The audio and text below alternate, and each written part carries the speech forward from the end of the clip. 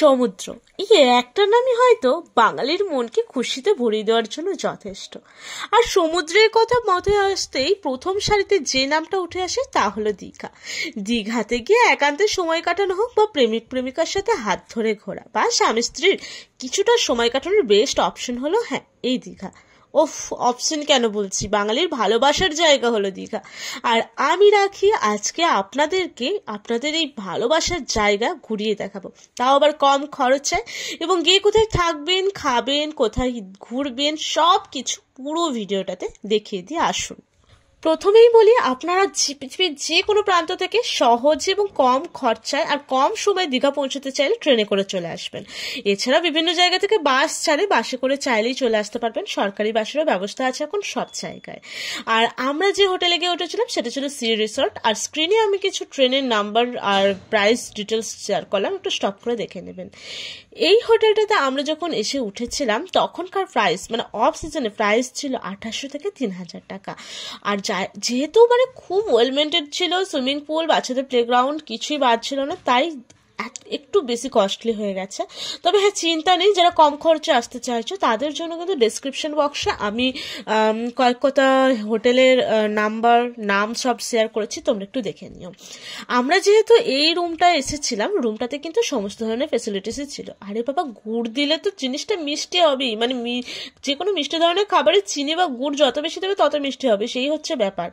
তবে 2 দিন বা একটা দিনের জন্য মাথা গোঁজার জন্য কম খরচে যে কোনো একটা হোটেল দেখে থেকে গেলে কোনো অসুবিধা নেই।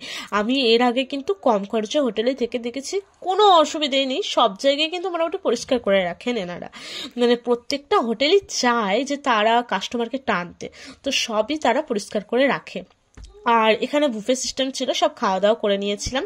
মোটামুটি 12:30 নাগাদ ঢেউসাগর বলে যে পার্কটা আছে দীঘার, খুব একটা বিখ্যাত পার্ক, সেটা আমি বিকালে ঘুরে এসেছিলাম, দেখাবো এরপরে। তো সেই ঢেউসাগর পার্কের পাশে একটা যে সমুদ্র আছে সেখানে গিয়েছিলাম। ঢেউসাগর সমুদ্রে কিন্তু 12:23 নাগাদ বা 12:30 নাগাদ পৌঁছেছিলাম। দুপুরবেলায় মানুষজনেরা বেশি স্নান করতে নামে, আর এই জায়গাটা না একটু অড, তাই এইখানটায় কিন্তু আমি এসেছিলাম, যেহেতু চারপাশটা একটু কম যানজট থাকবে, যানজট মানে মানুষের যানজটটা আর কি। তবে জায়গাটা খুব সুন্দর। ওইখান থেকে একটু এগিয়ে গেলে কিন্তু এখানে চারপাশে ডাব বিক্রি হচ্ছিল, আইসক্রিম, খাবার দাবারের জিনিসের কোনো কিছুর অভাব নেই এখানে। আপনারা কিছুটা সময় কাটাতেই পারেন। পাশে মাছ ভাজার, মাছ গরম গরম, আপনি যেরকমের মাছ খেতে চাইবেন ভেজে আপনাকে গরম গরম পাতে তুলে দেবে, সেরকমও ব্যবস্থা আছে। আর পাশেই একটা কিন্তু ওয়াচ টাওয়ার ছিল, ওয়াচ টাওয়ার একেবারে নোংরায় ভর্তি, তবুও মানে আপনাদেরকে দেখানোর জন্য একটু ওপরে কাঠখড় পুড়িয়ে উঠলাম, প্রচণ্ড করতাপ। আর একটা কথা আমি বলে রাখি, আপনারা যদি এই সময়ে দীঘা যেতে চান বা আপনারা পুরীই যান না কেন, সময়টা কিন্তু বেস্ট সময়। আরেকটা আছে ফাল্গুন মাস শেষ করে আর কি, মানে শেষ নয়, মানে মাঝামাঝি করে, ওই সময়টাও কিন্তু পারফেক্ট। যেহেতু বালির উপরে যখন স্নান করে পাগুলো দিয়ে যায় তখন যে কি অবস্থা হয় একমাত্র সমুদ্রপ্রেমীরাই জানে। তো আমি বলবো এই সময়টা কিন্তু বেস্ট সময়, মানে সমুদ্র থেকে ঘুরে আসার জন্য। ওপর থেকে ভিউটা কিন্তু কিছুটা এরকম ছিল। তার নিচেতে দেখলাম তখন প্রচুর বাচ্চারা চান করছে, খেলা করছে, আর বাচ্চাদের উৎসাহটা দেখে কিন্তু আপনি নিজেকে সামলে রাখতে পারবেন না। সব থেকে মজা হয়তো ওরাই করছিল এখানে, খুব সুন্দর লাগছিল। আর সমুদ্র মানে তো আনন্দ করারই জায়গা, সময় কাটানোর জায়গা, বড় হোক বাচ্চা হোক বুড়ো হোক নির্বিশেষে আনন্দ করার একটা জায়গা। তারপর হোটেলে ফিরেও গিয়েছিলাম, এবং বিকেল মানে সেই সন্ধ্যে নাগাদ আমরা চলে এসেছিলাম সমুদ্রের ধারে। আবারও গিয়েই দেখলাম বাপরে বাপ, স্টার ফিশ উঠে এসেছে জেলেদের একদম জালেতে। এই প্রথমবার স্টার ফিশ দেখলাম। আমার হাজব্যান্ড হাত দিতে যাচ্ছিল, আমি বারণ করলাম, কারণ সরাসরি হাত দেওয়া এদের উচিত না। এর আগে বিজ্ঞান বইয়ের পাতায় দেখেছিলাম, সচরাচর প্রথম দেখলাম, সত্যি কথা। আর পরন্ত রোদে দেখুন, মানে বিকালবেলার ওই সূর্যি মামাটাকে কত সুন্দর লাগছে, দারুণ দারুণ।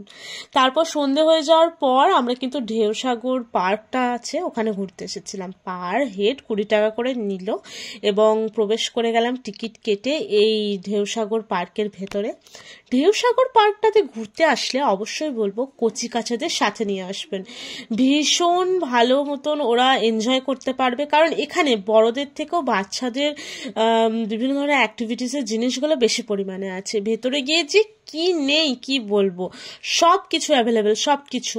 দেখুন সামনে থেকে যে তিনটে জিরাফ, মানে তিনটে ছটা জিরাফ একদম বিজয় তোরণ দাঁড় হয়ে দাঁড়িয়ে আছে। আবার সামনে দিয়ে টয় ট্রেন যাচ্ছে, সেটা অবশ্য টয় ট্রেন মানে এটা রোড ট্রেন আর কি।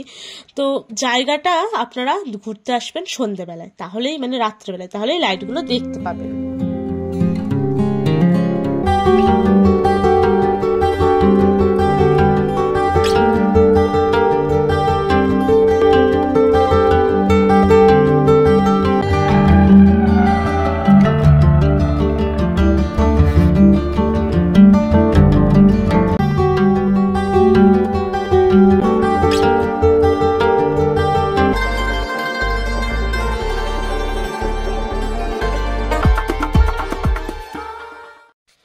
সেদিন রাত্রে তাড়াতাড়ি শুয়ে পড়ুন এবং পরের দিন সকালে খুব সকাল সকাল উঠুন, পারলে 5টা 4:30টার সময় উঠে পড়ুন। একটা টোটো বা অটো ধরুন, 30 টাকার বিনিময়ে মোহনা অথবা শঙ্করপুরে চলে যান। আমরা গেছিলাম মোহনার কাছাকাছি, আর আমাদের নিয়েছিল 30 টাকা ভাড়া। ওখানে গিয়ে যা দেখলাম, দারুণ দারুণ দৃশ্য। মানে এত বড় মাছের আড়ত, প্রচুর মাছ রয়েছে, কত রকমের ভ্যারাইটিস, চিংড়ি মাছের মানে ছোট চিংড়ি, গলদা চিংড়ি থেকে শুরু করে আরো বড় বড় চিংড়ি, কাঁকড়া, পাবদা মাছ, ভেটকি, পমফ্রেট এবং বিভিন্ন ধরনের আর মাছ দেখেছি, শঙ্কর মাছ দেখেছি, বিভিন্ন ধরনের মাছ কিনে দেখতে পেয়েছি। আর মানে প্রত্যেকটা মাছ যেন জীবন্ত মাছ, আপনি দেখলে বুঝতে পারবেন নড়চার। এখান থেকে না অনেকজন মাছ কিনেও নিয়ে যায়।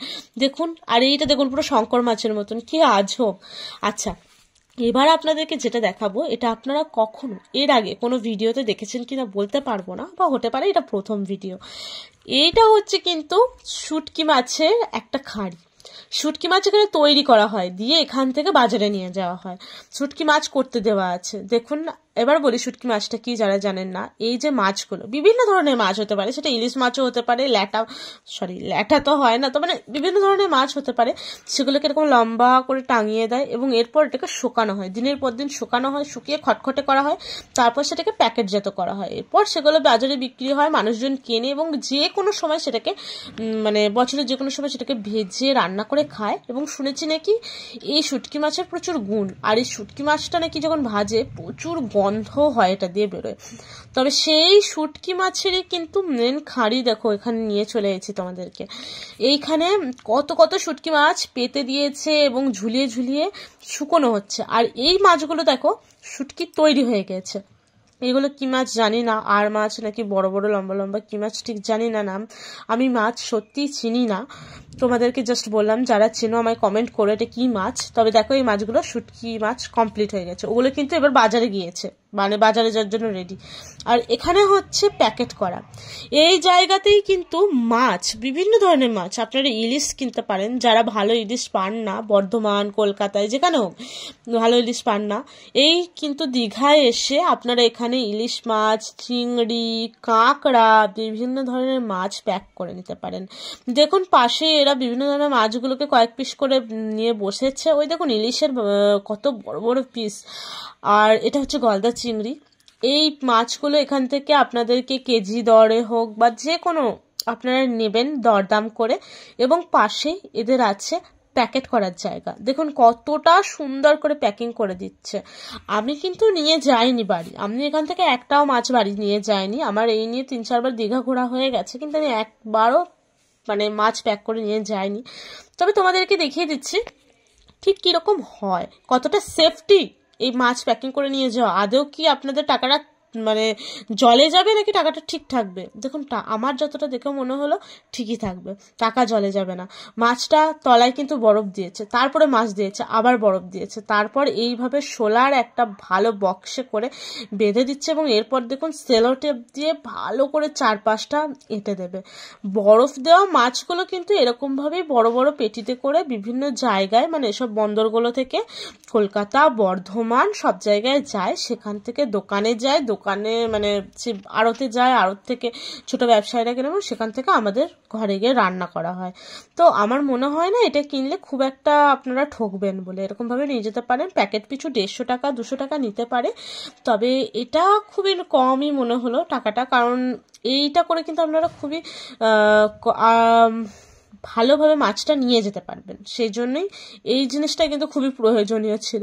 আমার খুব ভালো লেগেছে এই প্যাকিং করে দেওয়ার ব্যাপারটা। তোমাদের সামনে দেখিয়ে দিলাম কীরকম কি হয় না হয়। তাহলে তোমরা মাছ প্যাক করে নিয়ে যাবে তো নাকি, মাছ হোক কাঁকড়া হোক, আমাকে একটু কমেন্টে জানিও। আর তারপর আমরা চলে এলাম মোহনার কাছে। চারপাশটা মানে ডান দিকটা খেয়াল করে বালি রয়েছে। কিছুক্ষণ পর মানে দুপুরের পর কিন্তু দুপুরের সময়টাতেই 12টা এরকম সময় কিন্তু পুরো জলে ভরে যাবে। সকালের দিকটা ওই পাশে দেখো চেয়ার টেবিল পেতে কয়েকটা কচুরি, মুড়ি, ঘুগনি এসবের দোকান খুলেছে।